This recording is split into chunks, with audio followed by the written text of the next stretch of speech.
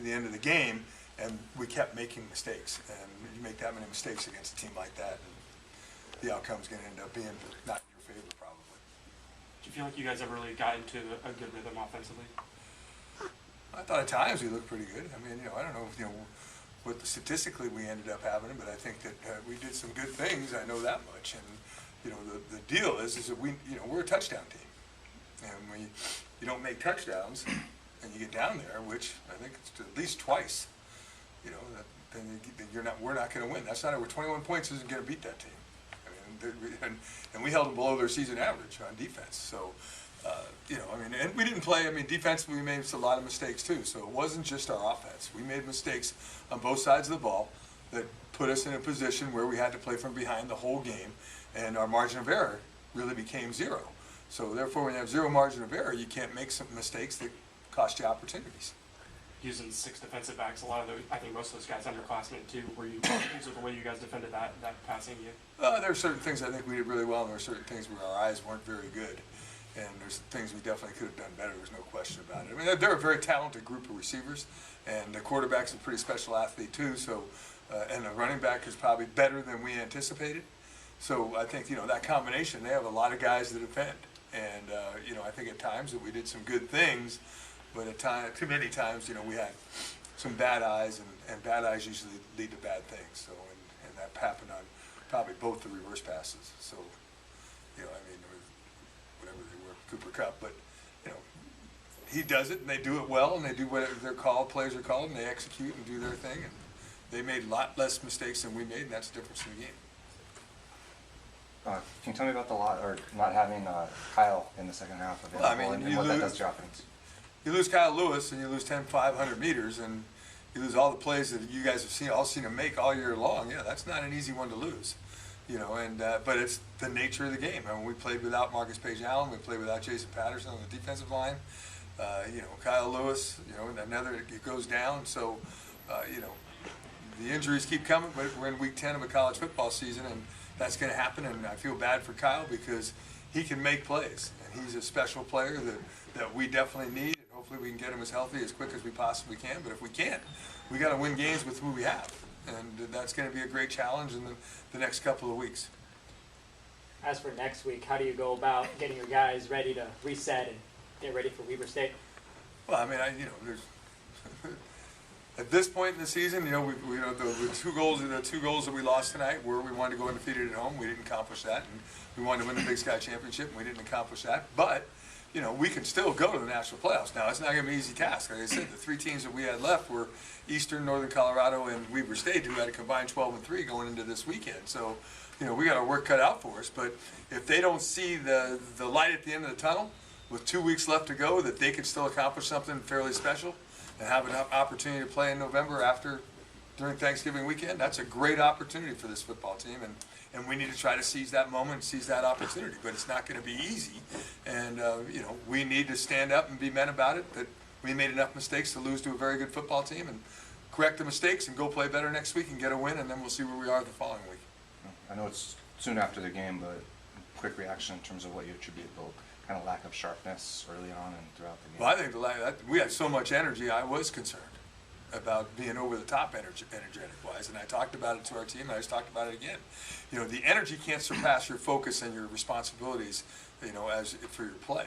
And I think that, to a certain degree, the energy became primary, and your focus on what you're supposed to do from a fundamental and a schematic standpoint became secondary. And that happens sometimes, and I think it probably did happen tonight. And I would take the energy that we had tonight every week. We just have to be better at focusing it in a direction that's going to give us the opportunity to play better football than we played tonight. How good is Eastern Washington?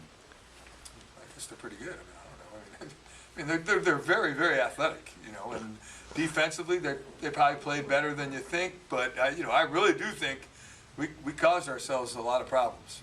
There's more points out there on that field than we probably had, and some of them are attributed to us. And I think that we have to look at that part of it. But yeah, I always want to give our opponent credit. I vote them #1 in the nation every week. I think they're a great football team, and they're very, very athletic on offense, and they schematically make it very difficult to defend. Coach, talking about the energy tonight, you guys were obviously pretty excited for this matchup. And do you, like he said, do you feel like that maybe affected you guys a little bit early on with some of those early mistakes? Yeah, I think we were energetic at the beginning.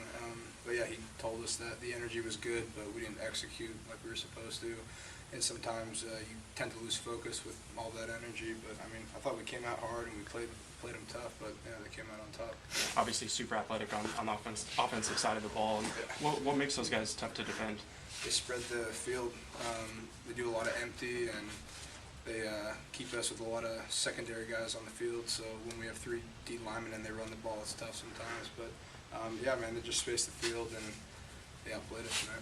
How do you guys kind of refocus for Weber State next week, knowing what you guys still potentially have ahead of you? Yeah, we'll be good, man. Confident team. We got confident leaders that are gonna get us ready for next week. We need to get 2 more wins and finish the season 8-3, and look forward to the playoffs, which we have an opportunity to go to. Let's talk about opportunity. I mean, tonight was kind of a big one for you guys, but it sounds like you're trying to kind of flush it and get on to the next game. How hard is it to kind of, I don't know, get a game like this out of your head and get to the next one? I mean, yeah, it's hard. We prepared a lot for this one. Eastern's undefeated in the league, and they still are undefeated after this night, but we wanted to come into our home and dominate them, and they came out with the win. So, like I said, it's in the past. We got to move past it and win the next 2 games. Have a 2-loss league season. That's obviously a pretty, maybe an underrated defense, and they're extremely physical. Seemed like some chippy stuff, you know, after the play all game long. And did you get a sense of that? And I guess what were they doing well defensively against you guys? I mean, I think they played the offense pretty well. If anything, I think we hurt ourselves more than them hurting us. You know, we practiced their defense, you know, day in, day out, and then some. So, you know, yeah, they're a good defense. They're physical. To what, I mean, your coach talked about you guys having maybe too much energy early on, or you know, being able to focus in and execute like you needed to. What was your state of mind coming into the game, and what did they do really well? Honestly, my state of mind was just you know, we need this win, and we really harp on just doing what we got to do and not trying to do extra. You know, I think myself, you know, I try to do extra, and hurt us a little bit, but yeah, I mean the energy was great. It was great, you know. I didn't think it really affected us. I think we just shot ourselves in the foot. How do you guys go about kind of resetting and flushing this down and getting ready for Weber State next week? You know, Monday run cures everything, so we'll be good on Monday, and we're looking forward to definitely competing in the FCS playoffs for sure. Chris, I think you guys used 60 Bs pretty much all night. Does that limit what you guys are able to do defensively, or is that just necessary going against that offense? I think going against an offense like this is necessary for us. It's really, with a spread like that, you have to do that. You can't have that extra D lineman in there. So. For sure. We've talked about younger guys sort of stepping up all year, and I think the majority of those 60 Bs are underclassmen. Did you see some encouraging things out of those guys, especially against some veteran wide receivers? Yeah, I mean, they all did a good job. They've been preparing all week. Really, they've been preparing like veterans, and so I think they played well. We need to play better, though. Yeah. Those 2 halfback passes, is that frustrating to get beat on what looked like maybe the same play twice? Yeah, it's a little frustrating, but again, it's something you got to look out for and just have your eyes peeled for. Joe just talked about Monday run. You know, how long does it take you to get rid of a game like this in your head? I mean, as soon as wake up tomorrow morning, it's a new week. You're gonna have to get ready for the next guy, and so that's just what we're gonna do. I mean, you can't sit there and sulk about it. And going on the road to Weber and Northern Colorado home the last 2 weeks, you guys still have an opportunity to make the playoffs. What does that mean, and what's your outlook? It's huge for us. I mean, we're gonna have to go out there. We're gonna have to play, play our best. We're gonna go out there and we win out. We have a good spot in the playoffs, or a decent spot in the playoffs, and so that's what we're gonna just aim to do. Go out there and do our best. Thanks, Chris. Thanks, Chris.